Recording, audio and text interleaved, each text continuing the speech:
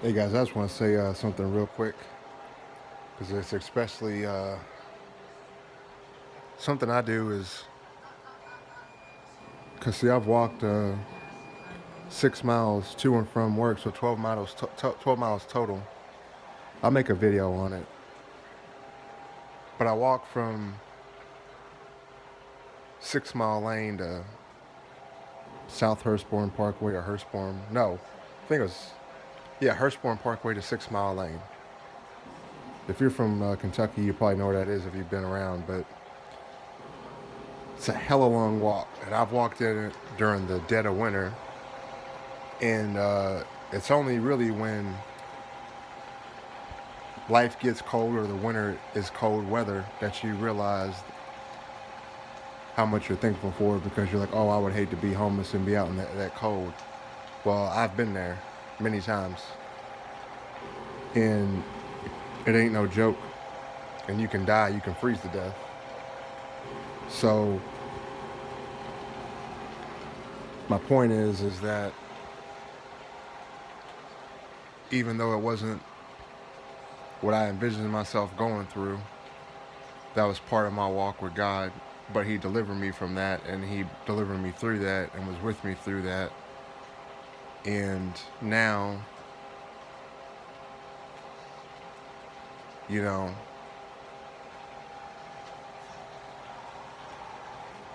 the three things that we need in life is food, water, and shelter. Anything beyond that is a blessing from God. And I do mean anything. So this chair is a blessing because my cats have been able to scratch it up, and also so I could be on the computer or the playing the game, whatever. And my walker's a blessing because I was able to have that walker when I've had my brain surgeries and I couldn't walk. But most importantly, aside from my relationship with the Lord, Harley Quinn and Joker are the greatest blessing I've had uh, in a very long time.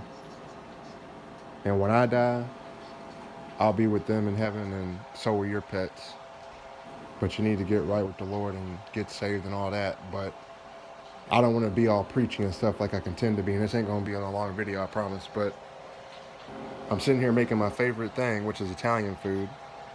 No, I cleaned my counter, but there's still this stuff. I don't have enough strength in my body right now to clean it. But it's clean.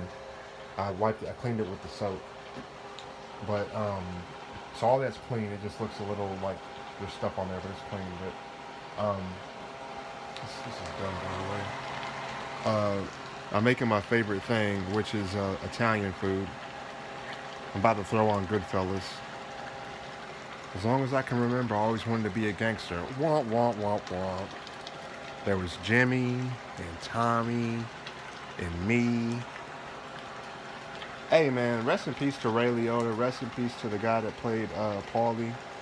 Rest in peace to everybody, man, that we lost from that movie. I do believe that, most certainly, not being funny, but I do believe that Martin Scorsese's mom died. She was in the movie, so rest in peace to your mother, Martin. Man, see, that's Italian love right there, man. That's that real, authentic. I want to go to Italy and mingle amongst the people. Like, I would have loved to met her because she ain't playing the character. That's her, yo. Like, you could just tell, like, a lot of Italian women just have that Italian aura, and it's awesome. Shout out to the Italian women and men. Shout out to the spaghetti. Shout out to the just the everything, man. The chicken Alfredo, fettuccine Alfredo, my favorite. I'm gonna mess around and try to go to Italy, and if I die trying to go to Italy, well, just know that I tried, y'all, because that boat might sink, that plane might crash. But I got to have that Italian. When I say everything, I'm getting every single thing that I can possibly eat, whether I like it or not. I'm gonna eat it. Stuff with mushrooms, whatever. I'm gonna eat it. I got to. I can't say I love Italian food and not eat everything. Then I'm a hypocrite. Because then I only love some Italian food, right? No, but I just wanted to say that I'm poor, I'm struggling, I'm poor monetarily from an earthly possession standpoint. I'm poor, but that's completely irrelevant. Um, God's always shown up for me, and I've always prayed for Him to guide me and help me, and I've never cursed God.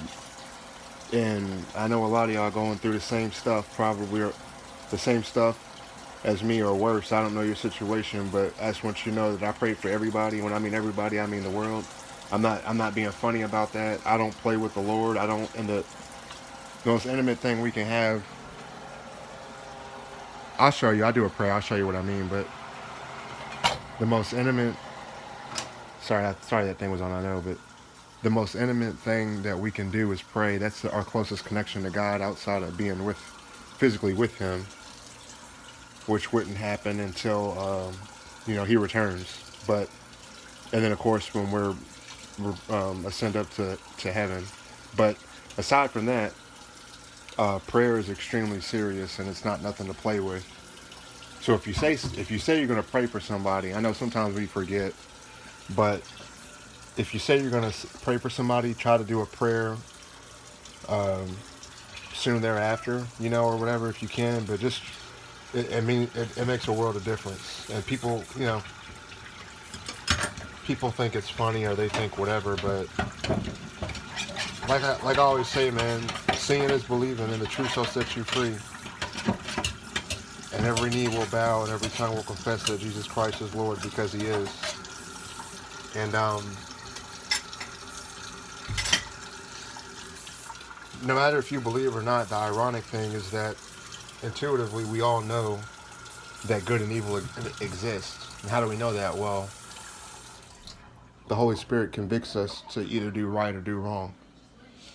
Like if I have somebody knock on my door right now and they're like, hey, I haven't eaten, can I get something to eat? If I say no, I'm going to eat it all for myself, that's not what Christ would do. That's not being Christ-like. And so then I'm doing the wrong thing. And I know I'm doing the wrong thing, but I'm being greedy, I'm being selfish. And then obviously if I say, yeah, come on in, I got plenty of drinks in here. Pretty much all I got is here in drinks, but I got spaghetti and I'll share it with you. You break bread with your brothers and your sisters and you feed the hungry and the homeless. So whether it's a cat or a dog or a person or a bird, whatever. And so the point being is that now you already know instinctively, without anybody ever having to tell you, even if you never had parents, even if nobody ever told you the difference between right and wrong, nobody taught you that, you still know it. And I mean, unless you have like some type of serious mental health condition where you're not like in reality at all, that could be an exception, sure. And there are exceptions to a degree, I guess, but I'm not a mental health expert. I don't know.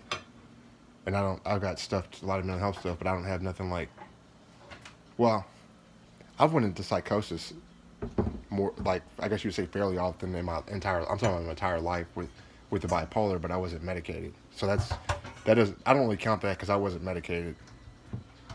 That's the whole point. Like, you can't expect to get rid of cancer if you don't ever get chemo, right? I'm just using that as an example. So it's like if you don't have the help you need to get the ailment fixed, then I don't really think it's fair to blame the person for having an adverse reaction or whatever that's a part of that illness that would have been prevented otherwise. But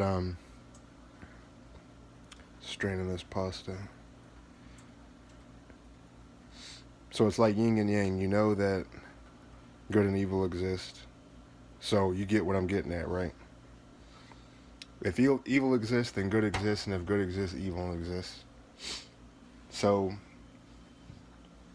since the devil exists, God exists, or since God exists, the devil exists. Whatever function or form that you want to phrase it or put it to make it make sense to you. And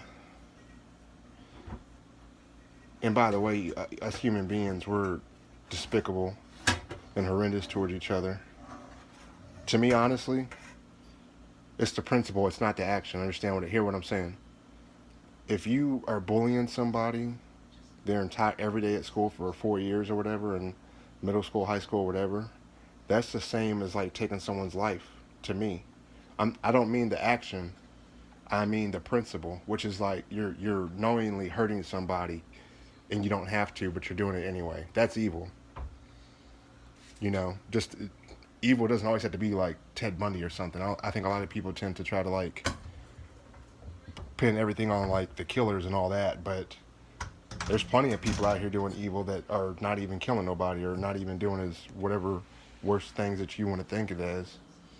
But the point is that you know just do the right thing. The more people that do the right thing, the less people that we have to worry about doing the wrong thing. And you know, I was just sitting here making this my favorite food. I got my favorite drinks, and I got my baby. So it's not about the money. It's not about the money. It's not about having material things. You got food, water, and shelter, and you got your loved ones, or a loved one, whatever, or a friend you can talk to on the phone or FaceTime with, whatever. You're the most blessed person in the world.